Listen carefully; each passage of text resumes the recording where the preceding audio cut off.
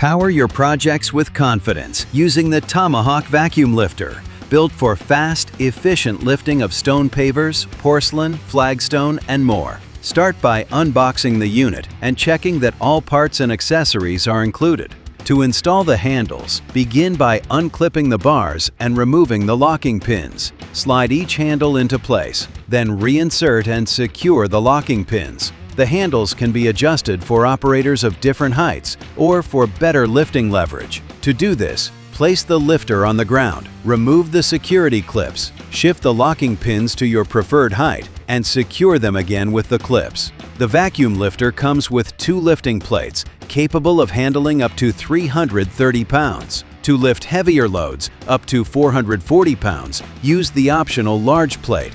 To change out lifting plates, use a 10mm wrench to remove the 4 bolts at the base of the plate. Swap in your new plate and retighten the bolts firmly. This device requires 2 people to operate, or it can be suspended vertically using a crane or lifting equipment.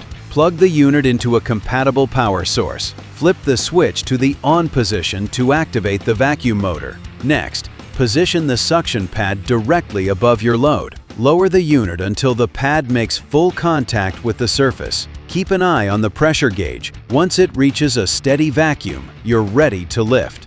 To release the load, lower the vacuum onto level ground. The operator can then pull the release lever to safely break suction. For optimal performance and to prevent overheating, limit the motor's use to 30 seconds at a time, followed by a 15-second cool-down period. With everything assembled and ready, the Tomahawk Vacuum Lifter lets you move heavy slabs faster. And for more tips and how-to videos, be sure to click subscribe today.